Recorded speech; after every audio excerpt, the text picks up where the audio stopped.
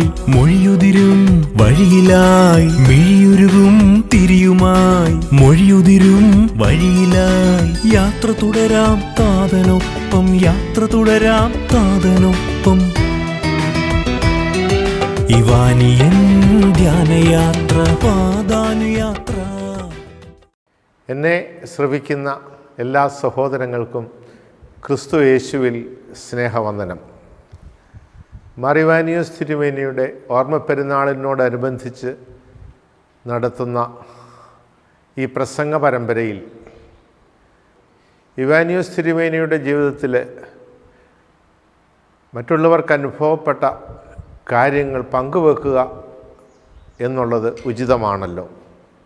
ഇന്ന് ഞാൻ നിങ്ങളോടൊത്ത് പങ്കുവെക്കാൻ പോകുന്നത് സാമൂഹ്യ പരിഷ്കർത്താവും നവോത്ഥാന നായകനുമായ Mar Ivanios.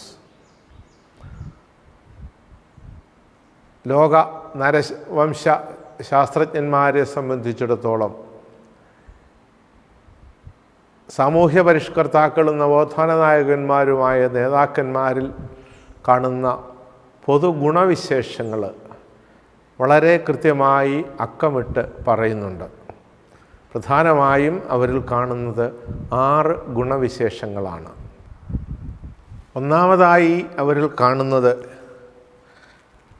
Practice personal mastery. തങ്ങൾ വിശ്വസിക്കുന്നത് അവരുടെ ജീവിതത്തിൽ അനുഭവിച്ചതും പ്രായോഗികവുമായ കാര്യങ്ങൾ മാത്രമാണ് അവർ മറ്റുള്ളവരുമായിട്ട് പങ്കുവെക്കുന്നത്. അവരുടെ high integrity and self awareness അത് ബാക്കിയുള്ളവരെല്ലാം വളരെ അത്ഭുതത്തോടാണ് കാണുന്നത്. അവർക്ക് സ്വന്തമായി പ്രാക്ടീസ് ചെയ്യാൻ സാധിക്കാത്തതും അപ്രായോഗികവുമായ കാര്യങ്ങൾ അവർ ഒരിക്കലും മറ്റുള്ളവരുമായിട്ട് പങ്കുവെക്കാറില്ല. നമ്മുടെ രാഷ്ട്രപിതാവായ ഗാന്ധിജി പറഞ്ഞതുപോലെ my life is my message, എൻ്റെ ജീവിതമാണ് എൻ്റെ സന്ദേശം. നവോത്ഥാന നായകന്മാരുടെ പ്രഥമമായ ഗുണം ഇതാണ്, personal practice of what they believe. രണ്ടാമതായി നവോത്ഥാന നായകന്മാരിൽ കാണുന്ന വലിയ ഒരു സ്വഭാവ ഗുണം എന്ന് പറയുന്നത് apply glocal mindset to local situation. Glocal എന്ന് പറഞ്ഞൊരു വാക്ക് ഇംഗ്ലീഷിലില്ല. ഗ്ലോബലുണ്ട്, ലോക്കലുണ്ട്. പിന്നെ ഈ നായകന്മാർക്ക് ഇങ്ങനൊരു സ്വഭാവവിശേഷത്തെക്കുറിച്ച് എന്താണെന്ന് ചോദിച്ചാൽ തങ്ങൾ അറിഞ്ഞതും കേട്ടതും തങ്ങളുടെ ലോകവീക്ഷണവും അനുഭവങ്ങളുമെല്ലാം ലോക്കലായി അനുഭവിക്കുന്ന ഒരു പ്രശ്നത്തിന് പരിഹാരമാക്കി മാറ്റാൻ ഇവർക്ക് സാധിക്കുന്നു എന്നുള്ളതാണ്. അതുകൊണ്ടാണ് അവരുടെ സ്വഭാവ വിശേഷത്തിൽ പറയുന്നത് ഒരു ഗ്ലോക്കൽ നേച്ചറുള്ളവർ. ഒരു പരിമിതമായല്ല ചിന്തിക്കുന്നത്, പക്ഷേ പ്രശ്നങ്ങൾ പരിമിതമായിട്ടാണ് കാണുന്നത്. അവരുടെ ചിന്തയും അനുഭവവും ആഗോളപരമാണ്, പക്ഷേ പ്രശ്നപരിഹാരങ്ങൾ പ്രാദേശികവുമാണ്. മൂന്നാമതായി അവരിൽ കാണുന്ന വലിയ ഒരു ഗുണം എന്ന് പറയുന്നത് ആക്സിലറേറ്റ് ക്രോസ് ബൗണ്ടറീസ്. കാലികമായും ആശയപരമായും സാംസ്കാരികപരമായും ഒരു പരിമിതികളും അവരെ പിടിച്ചു നിർത്തത്തില്ല.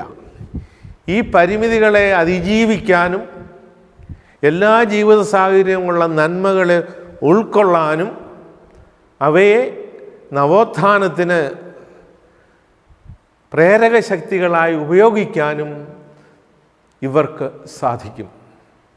നമുക്കറിയാം ഗാന്ധിജിയുടെ പഠനം, സൗത്ത് ആഫ്രിക്കയിലെ ജീവിതം, ഇതൊക്കെയാണ് ഇന്ത്യൻ മണ്ണിന് സ്വാതന്ത്ര്യം നേടിക്കൊടുക്കാനുള്ള വലിയ പ്രേരക ശക്തികളായത്. ഈ സ്വഭാവവിശേഷം ഇവാനിയോസ് തിരുമേനിയിൽ വളരെ വ്യക്തമായി നമുക്ക് കാണാൻ പറ്റും.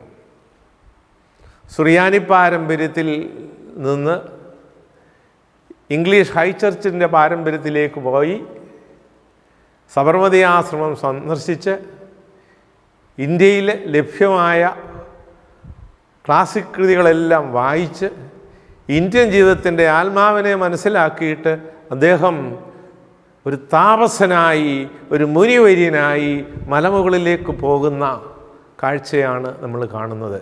Crossing this cross boundaries. നാലാമതായി ഇങ്ങനെയുള്ള മഹാന്മാരിൽ കാണുന്ന ഒന്നാണ് think back for the future. ഇവർ കാലങ്ങൾക്ക് അതീതരാണ്. ഭാവിയെ മുമ്പിൽ കാണാനും ഭാവിയിലുണ്ടാകുന്ന സാധ്യതകളെ മുമ്പിൽ കാണാനും കഴിഞ്ഞ കാലത്തിലെ നല്ല അനുഭവങ്ങളോ ദുരനുഭവങ്ങളോ അതിൻ്റെ പശ്ചാത്തലത്തിൽ ഇന്ന് അനുഭവപ്പെടുന്ന പ്രശ്നങ്ങൾക്ക് പരിഹാരം കണ്ടുപിടിച്ച് ഭാവിയിൽ സുരക്ഷിതത്വം വരുത്താനും അവർ നിരന്തരം ശ്രമിച്ചിരുന്നു. നമുക്കറിയാം, മഹാനായ ശ്രീനാരായണ ഗുരു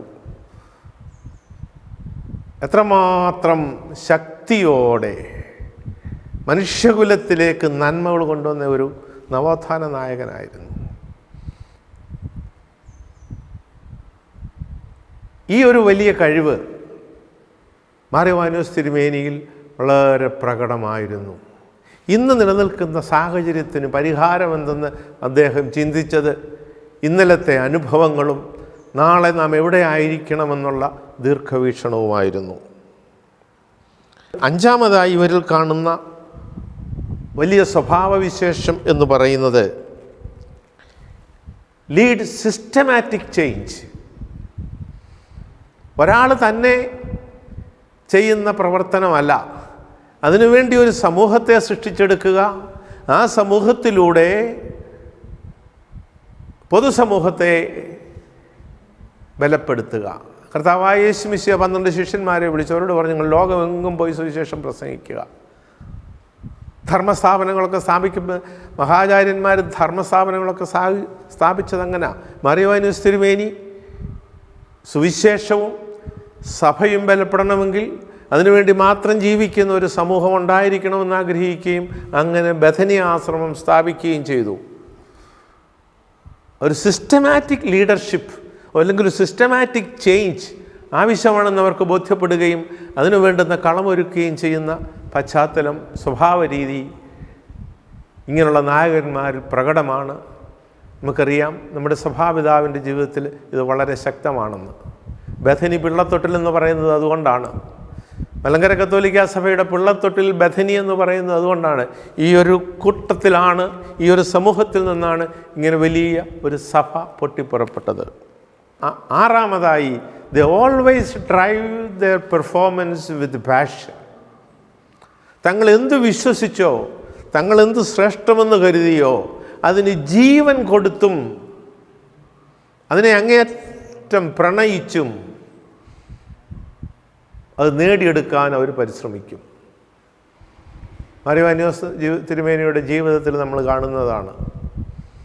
അദ്ദേഹത്തിൻ്റെ ആകുലതകൾ, അദ്ദേഹത്തിൻ്റെ സംഘർഷങ്ങൾ, സഭാധികാരികളുമായിട്ടുള്ള സംഘർഷങ്ങൾ, മാതൃസഭയുമായിട്ടുള്ള സംഘർഷങ്ങൾ, സാമൂഹിക രാഷ്ട്രീയ അധികാരികളുമായിട്ടുള്ള സംഘർഷങ്ങൾ, എല്ലാ ഭാഗത്തു നിന്നും പ്രതികൂലങ്ങൾ അനവധിയായിട്ടും അവയുടെ മുമ്പിലൊന്നും മുട്ടുമടക്കാതെ കർത്താവിൻ്റെ അൾത്താരയ്ക്ക് മുമ്പിൽ മാത്രം മുട്ടുമടക്കി തമ്പുരാനെ പെറ്റമ്മച്ചി എന്നുള്ള നിലവിളിയോടുകൂടെ നെഞ്ചത്തടിച്ച്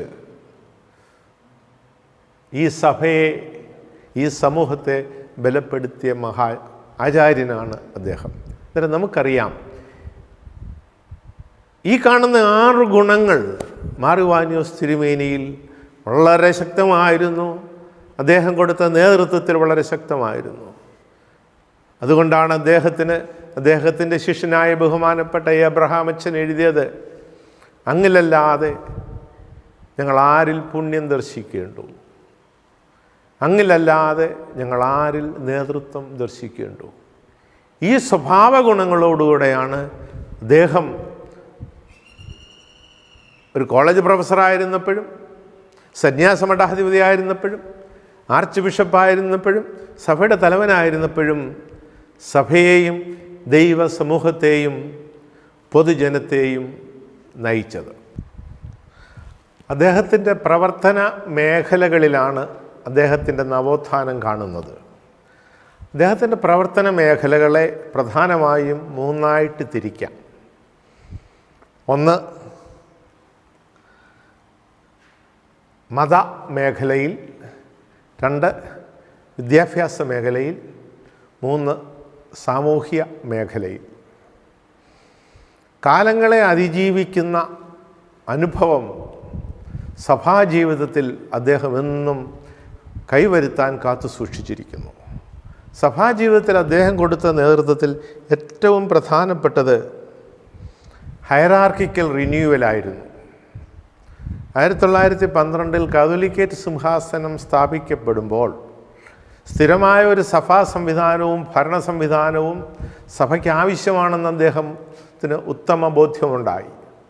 ആ ഉത്തമ ബോധ്യം രൂപപ്പെട്ടത് മറ്റൊന്നും കൊണ്ടല്ല, അന്ന് വരെ സഭയിൽ നിലനിന്നിരുന്ന അധികാരം വടംവലികളും പോർവിളികളും നരഹത്യകളും ഒക്കെ ഈ ഭിന്നതയുടെ ഭാഗമായി നിലനിന്ന് എൻ്റെ സഭയ്ക്ക് സ്ഥിരമായ ഒരു സംവിധാനം, ഒരു അധികാര സംവിധാനം ആവശ്യമാണെന്ന് അദ്ദേഹം മുൻകൂട്ടി കാണുകയും തൻ്റെ മേലധികാരികളെ അതിനെ നിരന്തരം പ്രോത്സാഹിപ്പിക്കുകയും ചെയ്തിരുന്നു. രണ്ടാമതായി നമ്മൾ കാണുന്നത് ഒരു ലിറ്റർജിക്കൽ റിന്യൂവൽ, ആരാധനപരമായ നവീകരണം. സുറിയാനി കുർബാന ലോക്കൽ ഭാഷയിൽ ആദ്യമായി ചൊല്ലുന്നത് മാർ യോഹന്നാനോസ് തിരുമേനിയാണ്. മലയാളത്തിൽ സീറോ മലങ്കര സഭയുടെ കുർബാന ചൊല്ലുന്നത് അദ്ദേഹമാണ്. 1964 രണ്ടാം വത്തിക്കാൻ സിനോദോസ് വെർണാക്കുലർ ഭാഷകൾക്ക്, ലോക്കൽ ഭാഷകൾക്ക് പ്രാധാന്യം കൊടുക്കുന്നതിന് ഏകദേശം 40 വർഷം മുമ്പ് അദ്ദേഹം ഇത് മനസ്സിലാക്കുകയും മലയാളത്തിലേക്ക് മാറ്റുകയും ചെയ്തു. ഈ ലിറ്റർജിക്കൽ റിന്യൂവൽ, അതുപോലെ തന്നെ ഉപയോഗിക്കുന്ന വസ്ത്രങ്ങളുടെ നിറം, ഇതിലൊക്കെ വലിയ വ്യതിയാനങ്ങൾ വരുത്തി. കുട്ടികളെ ഉദ്ബോധിപ്പിക്കാൻ വേണ്ടി അദ്ദേഹം തിരുവല്ല ബദനി പ്രസിൽ പുസ്തകമടിച്ച് സൺഡേ സ്കൂൾ ക്ലാസ്സുകൾ നടത്തി. ദേവാലയത്തിനുള്ളിൽ പുരുഷനും സ്ത്രീക്കും തുല്യസ്ഥാനം, സ്ത്രീകൾ ദേവാലയത്തിൻ്റെ വലതുവശത്തും പുരുഷന്മാർ ഇടതുവശത്തും ഇരിക്കണമെന്നുള്ള ഈക്വാലിറ്റി അദ്ദേഹം നിർബന്ധം പിടിച്ചു. ഇങ്ങനെയുള്ള നവീകരണങ്ങൾ നടത്താൻ ഒരുപക്ഷെ ഇക്കാലത്ത് നോക്കുമ്പോൾ ഇതാണോ നവീകരണം ചോദിച്ചാൽ അക്കാലത്ത് അത് വലിയ നവീകരണമാണ്. ഒരു പുരുഷനും സ്ത്രീയും ഒന്നിച്ച് ഒരേ ആൾക്കാരുടെ മുമ്പിൽ ഒരേ തുല്യതയോടെ മുട്ടുകുത്തുക എന്ന് പറയുന്നത് അക്കാലത്ത് വലിയ ഒരു നവീകരണമായിരുന്നു. മൂന്നാമതായി കാണുന്നത് മതം, ക്രിസ്തീയത ഈ നാട്ടിന് അന്യമല്ല. അതിന് ഈ നാട്ടിന് സ്വായത്തമാക്കണമെങ്കിൽ ഈ നാട്ടിലെ സംസ്കാരം പഠിക്കണം, ഈ നാട്ടിലെ ഭക്ഷണരീതി പഠിക്കണം, ഈ നാട്ടിലെ ആത്മീയ മേഖലകളിൽ വ്യാപരിക്കുന്നവരുടെ വസ്ത്രധാരണം പഠിക്കണമെന്നെല്ലാം അദ്ദേഹത്തിന് നിർബന്ധമായിരുന്നു. അദ്ദേഹം സന്യാസ സമൂഹം സ്ഥാപിച്ചപ്പോൾ ഇന്ത്യനൈസേഷന് പ്രാധാന്യം കൊടുത്തതാണ്. കാവി വസ്ത്രം, അവർ താമസിക്കുന്ന സ്ഥലങ്ങൾക്ക് ആശ്രമം, കന്യാസ്ത്രീകൾ താമസിക്കുന്ന സ്ഥലത്തിന് മഠം. അദ്ദേഹത്തിൻ്റെ നാമങ്ങളെല്ലാം ഈ സംസ്കാരത്തോട് ചേർന്ന് നിന്നതായിരുന്നു. മറ്റൊരു വലിയ നവീകരണം അദ്ദേഹം വരുത്തിയത് വിദ്യാഭ്യാസമുള്ള പുരോഹിതരെ വളർത്തിയെടുക്കുക. എക്കാലത്ത് പുരോഹിതർ കുടുംബ മഹിമ പറഞ്ഞ് ബന്ധപ്പെട്ട് അത്യാവശ്യമൊക്കെ പഠിച്ച് ആരാധനപരമായ കാര്യങ്ങൾ മാത്രം നോക്കി നടക്കുന്ന ഒരു കാലം. നമുക്ക് തന്നെ അറിയാം, മലങ്കര സഭയിലെ ആദ്യത്തെ MA ഡിഗ്രി കരസ്ഥമാക്കിയത് അദ്ദേഹമാണ്. അദ്ദേഹം ഒത്തിരി ചെറുപ്പക്കാരെയും കേരളത്തിന് പുറത്ത് കൊണ്ടുപോയി മദ്രാസ്, കൽക്കട്ട, ബനാറസ് യൂണിവേഴ്സിറ്റികളിൽ പഠിപ്പിച്ചു. അവർ പലരും വൈദികരായി, പലരും മെത്രാന്മാരായി. ഒരു എഡ്യൂക്കേഷൻ ഓഫ് ദ ക്ലർജി, വിദ്യാഭ്യാസമുള്ള ഒരു വൈദിക സമൂഹം വളർത്തിയെടുക്കാൻ അദ്ദേഹം നിരന്തരം പരിശ്രമിച്ചു. സഭയെ നവീകരിക്കണമെങ്കിൽ അതിന് നേതൃത്വം കൊടുക്കുന്നവരെ നവീകരിക്കുകയാണ് അനിവാര്യമെന്ന് അദ്ദേഹം മനസ്സിലാക്കി. മറ്റു വലിയൊരു നവീകരണം നമ്മൾ കാണുന്നത്, സഭ ഇങ്ങനെ പ്രാദേശികമായി ഭിന്നിച്ച് നിൽക്കേണ്ട ഒന്നല്ല. സഭ വളരണമെങ്കിൽ, സഭ വിശുദ്ധീകരിക്കണമെങ്കിൽ അതിൻ്റെ കാതോലിക സ്വഭാവം, ലോകം മുഴുവനും രക്ഷ കൊടുക്കാനുള്ള അതിൻ്റെ കഴിവ് വളർത്തിയെടുക്കണമെന്ന് അദ്ദേഹം മനസ്സിലാക്കുകയും തൻ്റെ സഭയെ ആഗോള സഭയായ റോമാ സഭയുടെ കൂട്ടായ്മയിലേക്ക് കൊണ്ടുവരികയും ചെയ്തു. ഗ്ലോബലൈസേഷനെ കുറിച്ചൊക്കെ ചിന്തിക്കുന്ന ഈ കാലത്തിന് ഒരു നൂറ്റാണ്ട് മുമ്പേ മനുഷ്യൻ വളരണമെങ്കിൽ, സഭകൾ ശക്തമാകണമെങ്കിൽ ഈ ആഗോളമായ കൂട്ടായ്മ ആവശ്യമാണെന്ന് അദ്ദേഹം മുൻകൂട്ടി നിർദ്ദേശിച്ചു. ഈ ദർശനം ഈ സഭയെ ബലപ്പെടുത്തിയത് നമുക്കറിയാം. ഇന്ന് ലോകം മുഴുവൻ 12 രൂപതകളായി ഈ സഭ വളർന്നത്, സുറിയാനി സഭ വളർന്നത് ആ ദീർഘവീക്ഷണത്തിൻ്റെ ബാക്കി പത്രമല്ലേ? ആറാമതായി നമ്മൾ കാണുന്നത് സുറിയാനി പാരമ്പര്യത്തിൽ ചിട്ടയോടുകൂടെ ഒരു സന്യാസ സമൂഹം സ്ഥാപിക്കുക. ഇനി ആ സന്യാസ സമൂഹത്തിൻ്റെ സ്ഥാപനത്തിലും പ്രത്യേകതയുണ്ട്. അന്ത്യോക്യൻ ആരാധനാരീതി, ഓറിയൻ്റൽ സ്പിരിച്വാലിറ്റി, കിഴക്കിൻ്റെ ആത്മീയത, ഇന്ത്യൻ ലൈഫ് സ്റ്റൈൽ, ഇത് മൂന്നും ഒന്നിച്ച് ഏകോപിപ്പിച്ച് ഈ മണ്ണിൻ്റെ നിറമുള്ള, ഫ്രാൻസിസ് മാർപ്പാപ്പ ഓർപ്പിക്കുന്നത് പോലെ ഇവിടുത്തെ ആടിൻ്റെ മണമുള്ള ഒരു സന്യാസ സമൂഹം സ്ഥാപിക്കാനും അതിൻ്റെ ആദ്യത്തെ അംഗമാകാനും അദ്ദേഹം നേതൃത്വം നൽകി. മലങ്കര സഭയെ സംബന്ധിച്ചിടത്തോളം ഇത് നവോത്ഥാനത്തിൻ്റെ വലിയ കാഴ്ചപ്പാടായിരുന്നു. അതുകൊണ്ടാണ് അദ്ദേഹം ബഥനി സ്ഥാപിച്ചപ്പോൾ ഈ സഭ മുഴുവൻ ഒറ്റുനോക്കി, ഈ സഭയെ അതിനാശ്രയിച്ചു. ബഥനിയിൽ പോവുക, അവിടുത്തെ ശുശ്രൂഷകളിൽ പങ്കുകൊള്ളുക. സഭ എത്രമാത്രം കൊതിച്ചു ഈ ഒരു നേതൃത്വത്തിന് വേണ്ടി, ഈ ഒരു നവോത്ഥാനത്തിന് വേണ്ടി. അവസാനമായി മതപരമായ മേഖലകളിൽ അദ്ദേഹം പറഞ്ഞു, എനിക്കേറ്റവും താല്പര്യം പഞ്ചാബിലെ ഏതെങ്കിലും ഒരു വില്ലേജിൽ പോയി സുവിശേഷം പ്രസംഗിക്കുക. അന്നുവരെ സുറിയാനി ക്രിസ്ത്യാനി സമൂഹത്തിന് തങ്ങളുടെ ഇടയ്ക്കുള്ള സുവിശേഷ പ്രവർത്തനമല്ലാതെ മറ്റു ജാതികളിലേക്കോ മറ്റു വംശങ്ങളിലേക്കോ മറ്റു സ്ഥലങ്ങളിലേക്കോ സുവിശേഷം പോയി പ്രസംഗിക്കുന്ന ഒരു രീതിയില്ലായിരുന്നു. അദ്ദേഹം പറഞ്ഞു, സുവിശേഷം മൂടിവെക്കാനുള്ളതല്ല. 19 നൂറ്റാണ്ടുകളോളം നമ്മുടെ പൂർവ്വപിതാക്കന്മാർ അറിഞ്ഞോ അറിയാതെയോ ഈ സുവിശേഷം മൂടിവെച്ചു. അല്ല, ഇത് ലോകത്തിന് മുഴുവൻ പ്രകാശം പരത്തേണ്ടതാണ്. ബഥനിമലയിൽ നിന്നിറങ്ങി വെണ്ണിക്കുളത്ത് താമസിക്കുമ്പോൾ ആദ്യം തുടങ്ങിയത് പുല്ലാടിലെ വിജാതീയ മിഷൻ എന്ന് വിളിക്കുന്നത് മോശമാണ്. പുല്ലാട് ഇടവക, ഇവിടുത്തെ ആളുകളെല്ലാം അന്നത്തെ മനസ്ഥിതി അനുസരിച്ചുള്ള അധകൃതർ. അദ്ദേഹത്തിൻ്റെ ആസ്ഥാനം തിരുവനന്തപുരത്തേക്ക് മാറ്റിയപ്പോൾ ഏറ്റവും കൂടുതൽ പ്രവർത്തനങ്ങൾ നടന്നത് നെടുമങ്ങാട്, തിരുവനന്തപുരം, ബാലരാപുരം, കന്യാകുമാരി ഡിസ്ട്രിക്റ്റാണ്. അവരാരും ഇന്നത്തെ കാഴ്ചപ്പാടിലുള്ള സുറിയാനി ക്രിസ്ത്യാനികളല്ല. സുവിശേഷം ലോകത്തിന് മുഴുവനും വേണ്ടി തുറന്നു കൊടുക്കാൻ അദ്ദേഹം പരിശ്രമിച്ചു. അതാണ് മതപരമായ നവോത്ഥാന രീതിയിൽ നമ്മൾ കാണുന്നത്. ഒരു നവോത്ഥാന നായകൻ എന്നുള്ള നിലയ്ക്ക് അദ്ദേഹം കൂടുതൽ സമയം വ്യയം ചെയ്ത മറ്റൊരു മേഖലയായിരുന്നു വിദ്യാഭ്യാസ മേഖല. അദ്ദേഹത്തെ സംബന്ധിച്ചിടത്തോളം മനുഷ്യ പുരോഗതിയുടെ അടിസ്ഥാനം അറിവാണ്, വിദ്യാഭ്യാസമാണ്. അതിനുവേണ്ടി എന്തും വ്യയം ചെയ്യാനും ഏത് സാഹചര്യങ്ങളെ അനുകൂലമാക്കാനും അദ്ദേഹം പരിശ്രമിച്ചു.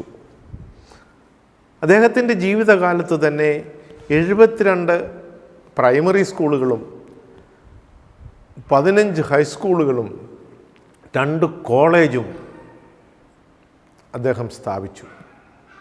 അദ്ദേഹം തന്നെ എഴുതുന്നു, ഇത് മുഴുവൻ മനുഷ്യ സമൂഹത്തിന് വേണ്ടിയാണ്.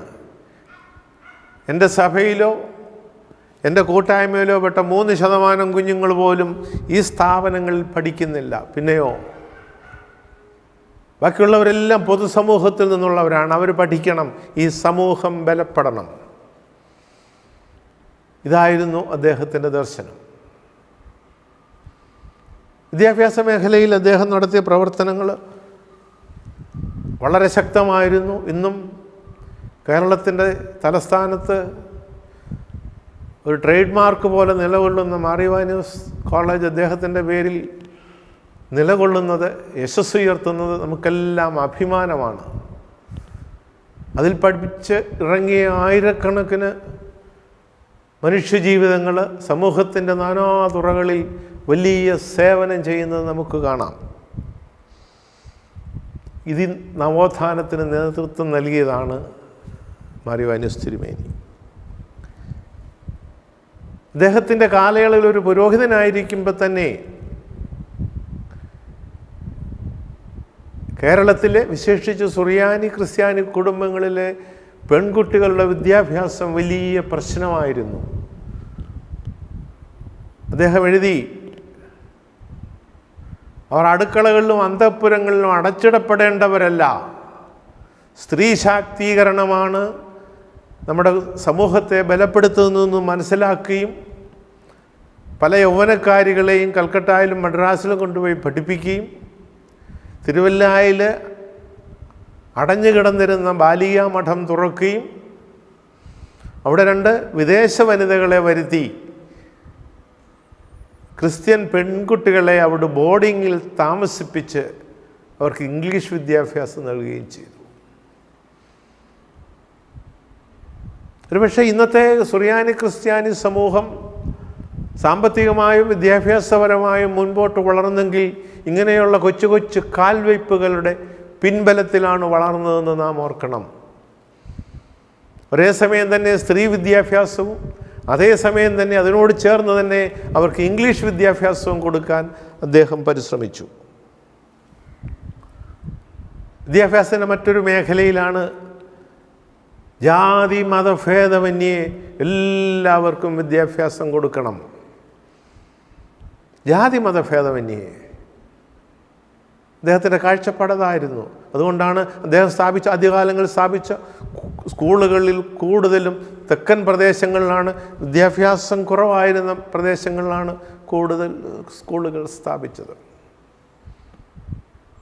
പിന്നെ അദ്ദേഹത്തിൻ്റെ വിദ്യാഭ്യാസ ശുശ്രൂഷയുടെ മറ്റു വലിയൊരു സവിശേഷതയാണ് അനാഥരെ പഠിപ്പിക്കുക. അനാഥരെ പഠിപ്പിക്കുക. ആശ്രമം തുടങ്ങുന്നതിന് മുമ്പ് തന്നെ മുണ്ടൻമലയിൽ അദ്ദേഹം തുടങ്ങിയത് അനാഥശാലയാണ്. ആ അനാഥശാലയിലെ കുട്ടികളെ അവിടുത്തെ വൈദികർ പഠിപ്പിക്കുകയും തൊട്ടടുത്തുള്ള സ്കൂളുകളിൽ അവരെ അയച്ച് പഠിപ്പിക്കുകയും ചെയ്തു. ആശ്രമം തുടങ്ങാൻ വസ്തു ക്രമീകരിക്കുമ്പോൾ തന്നെ അവിടേക്ക് ആദ്യം അയച്ചത് ശ്രീ ഉമ്മൻ സാർ എന്ന് പറയുന്ന ഒരു അധ്യാപകനെയാണ്.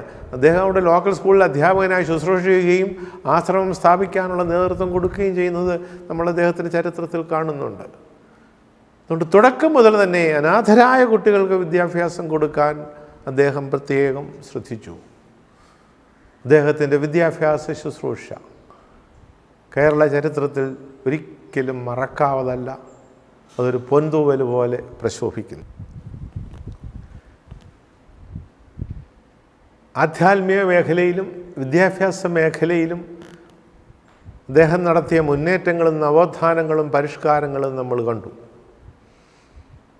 ഇനി സാമൂഹ്യ മേഖലയിൽ അദ്ദേഹം നടത്തിയ മുന്നേറ്റങ്ങൾ,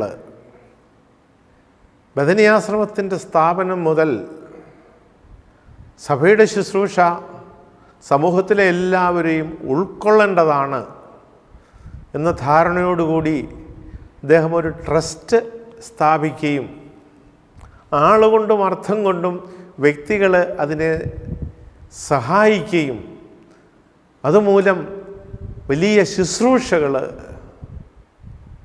അനാഥർക്കും പട്ടിണി അനുഭവിക്കുന്നവർക്കും കൊടുക്കുവാൻ അദ്ദേഹത്തിന് സാധിച്ചു. ബഥനി സന്നദ്ധ സേവാ സംഘത്തിൻ്റെ രൂപീകരണത്തോടുകൂടെ വലിയ ശുശ്രൂഷകൾ സഭയ്ക്കും പൊതുസമൂഹത്തിനും കൊടുക്കാൻ സാധിച്ചു. അങ്ങനെ ഒരു കോപ്പറേറ്റീവ് മൂവ്മെൻറ്റ്, ഒരു സഹകരണ പ്രസ്ഥാനം എല്ലാവരെയും നാനാജാതി മതസ്ഥരെയും ഉൾക്കൊണ്ട് നടത്താൻ, അതിൽ ഹൈന്ദവ സഹോദരങ്ങളുണ്ടായിരുന്നു, മുസ്ലിം സഹോദരങ്ങളുണ്ടായിരുന്നു, പട്ടക്കാരുണ്ടായിരുന്നു, അൽമാരുണ്ടായിരുന്നു, വലിയ വിദ്യാഭ്യാസമുള്ളവരുണ്ടായിരുന്നു. ഇവരുടെ ഒരു വർഷത്തിലുള്ള കൂട്ടായ്മയാണ് എപ്രകാരം നമ്മുടെ ശുശ്രൂഷകൾ മറ്റുള്ളവർക്ക് വെച്ച് കൊടുക്കാമെന്ന് തീരുമാനിച്ചത്. രണ്ടാമത്, സാമൂഹ്യ മേഖലയിൽ അദ്ദേഹം നടത്തിയ നവോത്ഥാനത്തെക്കുറിച്ച് പറയുമ്പോൾ അദ്ദേഹം എന്നും ജാതി പ്രസ്ഥാനങ്ങൾക്ക് എതിരായിരുന്നു. എല്ലാവരെയും ഉൾക്കൊള്ളാൻ പരിശ്രമിച്ചു. അദ്ദേഹത്തിൻ്റെ അനാഥശാലയിലെ പകുതിയിൽ കൂടുതൽ കുട്ടികളും സുറിയാനി ക്രിസ്ത്യാനി പാരമ്പര്യത്തിൽപ്പെട്ടവരോ ക്രിസ്ത്യൻ പാരമ്പര്യത്തിൽപ്പെട്ടവരോ ആയിരുന്നില്ല. അധകൃത എന്ന് കരുതുന്ന, അങ്ങനെ വിളിക്കാൻ വ്യക്തിപരമായി ഞാൻ ആഗ്രഹിക്കുന്നില്ല, എല്ലാ മനുഷ്യ സൃഷ്ടികളും ഈശ്വരൻ്റെ രൂപമാണല്ലോ. പക്ഷേ അക്കാലത്ത് അങ്ങനെ കരുതിയിരുന്നവരെ അദ്ദേഹം കൂടെ താമസിപ്പിച്ച് അവന് ഭക്ഷണം കൊടുത്ത് അവന് വിദ്യാഭ്യാസം കൊടുത്തു. മുണ്ടമ്മല വിട്ടിറങ്ങി പുറത്ത് വന്നപ്പോൾ അദ്ദേഹത്തെ ആദ്യം സഹായിച്ചത് നായർ കുടുംബത്തിൽപ്പെട്ട ഒരു വൈദ്യരാണ്. അദ്ദേഹത്തിന് കിടക്കാനൊരിടം കൊടുത്തത്. വെണ്ണിക്കുളത്ത് താമസിച്ചപ്പോൾ ആദ്യം തുടങ്ങിയത് പുല്ലാട് മിഷനാണ്. സാധുജനങ്ങൾക്ക് വേണ്ടി, അധകൃതർക്ക് വേണ്ടി. അദ്ദേഹം മെത്രാപ്പോലീത്തയായി തിരുവനന്തപുരത്ത് ചെന്നപ്പോൾ ഏറ്റവും അധികം പ്രവർത്തനം നടത്തിയത് നാടാർ സമൂഹത്തിനിടയ്ക്കും ഹരിജൻ സമൂഹത്തിനുമിടയ്ക്കാണ്. അങ്ങനെ ഏതൊക്കെ വിധത്തിൽ ഈ ജാതി വിഷയം ഇല്ലാതാക്കാൻ സാധിക്കുമോ അതൊക്കെ അദ്ദേഹം എന്നും പരിശ്രമിച്ചിരുന്നു. ആരോഗ്യ മേഖലയിലും തൻ്റേതായ നേതൃത്വം അദ്ദേഹം കൊടുത്തു. പെരുന്നാട്ടിൽ ബഥനിയാശ്രമം സ്ഥാപിക്കുമ്പോൾ ആ പ്രദേശത്തെങ്ങും ഒരാശുപത്രിയില്ല. ഒരു ശമാശിനെ വിട്ട് വൈദ്യം പഠിപ്പിച്ച് പെരുന്നാടെന്ന് പറയുന്ന ആ ഗ്രാമത്തിൽ ഒരു കൊച്ചാശുപത്രി തുടങ്ങി അനേകർക്ക് ആതുര സേവനം ചെയ്യാൻ അദ്ദേഹത്തിന് സാധിച്ചു. ഇന്നും പെരുന്നാട്ടിൽ കാണുന്ന ബഥനി മിഷൻ ഹോസ്പിറ്റലിൻ്റെ തുടക്കം മാർ യോവാനിയോസ് തിരുമേനിയിൽ നിന്നാണ്. ഈ ശുശ്രൂഷയിൽ ബഥനിയാശ്രമവും പല കാൽവയ്പ്പുകൾ, പ്രത്യേകിച്ച് പ്രകൃതിയോട് ചേർന്നുള്ള മനുഷ്യനെ സുഖപ്പെടുത്തുന്ന ചികിത്സാ രീതിയിലേക്ക് ബഥനി സമൂഹവും കടന്നു വന്നിട്ടുണ്ട്. അതിൻ്റെ പ്രചോദനം ഉൾക്കൊണ്ടിരിക്കുന്നത് മാർ യോവാനിയോസ് തിരുമേനിയിൽ നിന്നാണ്. കാരണം അദ്ദേഹം എന്നും പ്രകൃതിയോട് ചേർന്ന് ജീവിക്കാൻ ആഗ്രഹിച്ചു. സാമൂഹ്യ മേഖലയിൽ മറ്റൊരു സവിശേഷത കാണുന്നത് ഒരു ഇൻ്റർ റിലീജിയസ് ഡയലോഗ്. അദ്ദേഹം സെറാംപൂറിൽ പ്രൊഫസറായിരിക്കുമ്പോൾ തന്നെ വ്യത്യസ്ത ജാതിയിലും മതത്തിലും പെട്ടവരുമായി കൂടിച്ചേരുകയും ഒന്നിച്ചു ചിന്തിക്കുകയും എങ്ങനെ മനുഷ്യ സമൂഹത്തിൻ്റെ നന്മ വർദ്ധിപ്പിക്കാമെന്ന് കരുതുകയും ചെയ്യുന്നതായിട്ട് നമുക്ക് കാണാൻ പറ്റും.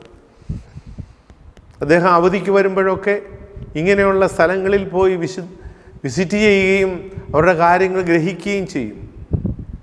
കൽക്കട്ടയിൽ അദ്ദേഹം ഏറ്റവും കൂടുതൽ വിസിറ്റ് ചെയ്തത് സബർമതി ആശ്രമത്തിലാണ്. അദ്ദേഹം ഒരു മതത്തിൽ പ്രതിദാനം ചെയ്യുന്ന ആളായിരുന്നെങ്കിലും അതിലുപരി നിരന്തരം വളരാനും എല്ലാവരെയും ഉൾക്കൊള്ളാനും പരിശ്രമിച്ചു. ആ ഒരു വിശാല വീക്ഷണം അദ്ദേഹത്തിലെ നവോത്ഥാന നായകത്വത്തിന് വലിയ മുതൽക്കൂട്ടാണ് നൽകിയത്. പെരുന്നാട് ബഥനി ആശ്രമം സ്ഥാപിക്കുമ്പോൾ അവിടെ നടന്ന ആദ്യത്തെ പ്രോഗ്രാം എന്ന് പറയുന്നത് ഇൻ്റർനാഷണൽ സ്റ്റുഡൻസ് കോൺഫറൻസ്. ഇന്ത്യയുടെ പല ഭാഗത്തു നിന്നും അഭ്യസ്തവിദ്യരായ പലരും ഒരു കുഗ്രാമമായ പെരുന്നാട്ടിൽ എത്തിച്ചേർന്നൊരു കോൺഫറൻസ് നടത്താൻ തക്കവണ്ണം അവരെ ക്ഷണിച്ച് സംഘടിപ്പിച്ച് ആശ്രമത്തോട് ചേർത്ത് വെച്ച് ആശ്രമത്തെയും നമ്മുടെ നാടിനെയും ബലപ്പെടുത്താൻ അദ്ദേഹത്തിന് സാധിച്ചു. ഇത്ര വലിയ വിശാല വീക്ഷണം. ആ വന്ന കൂട്ടത്തിൽ വ്യത്യസ്തരായ പ്രൊഫസേഴ്സാണ്, വ്യത്യസ്ത മതത്തിൽപ്പെട്ടവരാണ്. പക്ഷെ അവരെല്ലാം അദ്ദേഹം ഒന്നിച്ചു കൊണ്ടുവന്നു. കാർഷിക മേഖലയിൽ 400 ഏക്കർ സ്ഥലം പെരുന്നാടുണ്ടായിരുന്നത് ആളുകളെ വിളിച്ച് കൂലിക്ക് നിർത്തി പണി ചെയ്യിപ്പിച്ച് അവരുടെ കുടുംബങ്ങളിലെ പട്ടിണി മാറ്റാൻ അദ്ദേഹം നിരന്തരം പരിശ്രമിച്ചിരുന്നു. 100-ൽ കൂടുതൽ ആളുകളെ, മറ്റ് കുടുംബങ്ങളെ മറ്റ് സ്ഥലങ്ങളിൽ നിന്ന് കൊണ്ടുവന്ന് അവർക്ക് താമസിക്കാൻ സ്ഥലവും കൊടുത്ത് അവരെ കൊണ്ട് കൃഷി ചെയ്യിച്ച് അവരുടെ കുടുംബത്തിനും ജീവസന്ധാരണത്തിനും ഉള്ള ക്രമീകരണം അദ്ദേഹം ചെയ്തു കൊടുത്തു. ആ വിശാല മനസ്സ്, മനുഷ്യൻ്റെ പട്ടിണിക്ക് മുമ്പിൽ അലിയുന്ന മനസ്സ്, അതാണ് ഒരു നവോത്ഥാന നായകൻ്റെ വലിയ ശക്തി. തിരുവനന്തപുരത്ത് മാർ ഇവാനിയോസ് കോളേജ് തുടങ്ങുമ്പോൾ അദ്ദേഹം അന്നത്തെ ചാൻസലറിന് എഴുതി, ഈ നാട്ടിൽ അനേകം ചെറുപ്പക്കാരുണ്ട്, 10ാം ക്ലാസ് കഴിഞ്ഞ് അവർക്ക് പഠിക്കാൻ പോകാൻ കോളേജില്ല. പല ചെറുപ്പക്കാരും സമൂഹത്തിലെ ഇരുണ്ട വശങ്ങളിലേക്ക് മാറിപ്പോവുകയും സാമൂഹ്യ തിന്മകൾക്ക് അടിമപ്പെടുകയും ചെയ്യുന്നു. ഇവർക്ക് നല്ല വിദ്യാഭ്യാസം കൊടുത്താൽ ഇന്ന് യൗവനക്കാരേക്ക് കാണുന്ന പല സാമൂഹ്യ തിന്മകളും നമുക്ക് മായ്ക്കാൻ പറ്റും. ഞാൻ കോളേജ് തുടങ്ങുന്നത് അതിനോട് വേണ്ടിയാണ്, അല്ലാതെ കുറേ പണമുള്ള മനുഷ്യരെ പഠിപ്പിച്ച് വലുതാക്കുക എന്നുള്ളതല്ല. എല്ലാവർക്കും ഒരു അവസരം കിട്ടി ഇന്ന് സമൂഹത്തിൽ കാണുന്ന തിന്മകളെ ഇല്ലാതാക്കാൻ വേണ്ടിയാണ് ഞാൻ കോളേജ് തുടങ്ങുന്നത്. അദ്ദേഹം എന്നും സാമൂഹ്യ തിന്മകൾക്കെതിരായി, പ്രത്യേകിച്ച് മദ്യപാനം, മറ്റ് സബ്സ്റ്റൻസ് അബ്യൂസസ്, അതിനെതിരായിരുന്നു. ആ കോളേജിൽ അദ്ദേഹത്തിൻ്റെ വൈസ് ചാൻസലർ എഴുതുന്ന ലെറ്റർ അദ്ദേഹം പറയുന്നതാണ്, ധനസമ്പാദനത്തിനോ മറ്റു കാര്യങ്ങൾക്കോ പ്രശസ്തിക്ക് വേണ്ടിയല്ല കോളേജ് തുടങ്ങുന്നത്. വഴിതെറ്റിപ്പോകുന്ന യൗവനക്കാർക്ക് അവന് മാന്യമായ വിദ്യാഭ്യാസവും തൊഴിലും ജീവിക്കാൻ മാർഗവും ഉണ്ടെങ്കിൽ അവൻ വഴിതെറ്റിപ്പോവുകയില്ല. അതിനുള്ള സാധ്യതകളാണ് എൻ്റെ കോളേജിലൂടെ അവർക്ക് ലഭിക്കേണ്ടത്.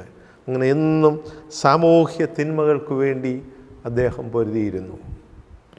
മാർ ഇവാനിയോസ് തിരുമേനി നമ്മൾ ആദ്യം കണ്ടതുപോലെ കാലങ്ങൾക്ക് അതീതനാണ്. അദ്ദേഹം ഒരിക്കലും സങ്കുചിതമായി ചിന്തിച്ചിരുന്നില്ല. അദ്ദേഹം എന്നും വിശാലമായിട്ട് ചിന്തിച്ചിരുന്നുള്ളൂ. അദ്ദേഹം ഒരിക്കലും തൻ്റെ സഭയുടെ കാര്യം മാത്രം നോക്കിയിരുന്നില്ല. പക്ഷെ തൻ്റെ അടിസ്ഥാനം അതാണെന്ന് മനസ്സിലാക്കി അതിനെ ബലപ്പെടുത്താനുള്ള എല്ലാ ക്രമീകരണങ്ങളും ചെയ്തു. ഇതിൻ്റെ ആദ്യ പാദത്തിൽ നമ്മൾ കണ്ടതുപോലെ താനെന്ത് വിശ്വസിച്ചോ അത് സ്വന്തം ജീവിതത്തിൽ പ്രാവർത്തികമാക്കി. താനെന്ത് വിശ്വസിച്ചോ അതിനുവേണ്ടി ജീവിതത്തിൻ്റെ അവസാന ശ്വാസം വരെ അദ്ദേഹം കൊടുത്തു. പൗലോസ്ലീഹ ഓർപ്പിക്കുന്നത് പോലെ, ഞാൻ നല്ല ഓട്ടം ഓടി, ഞാൻ കർത്താവിന് വേണ്ടി പൊരുതി, ദൈവമാണ് എനിക്ക് സമ്മാനം തരുന്നത് എന്നുള്ള പൂർണ്ണ വിശ്വാസത്തോടു കൂടെയാണ് അദ്ദേഹം കടന്നു പോകുന്നത്.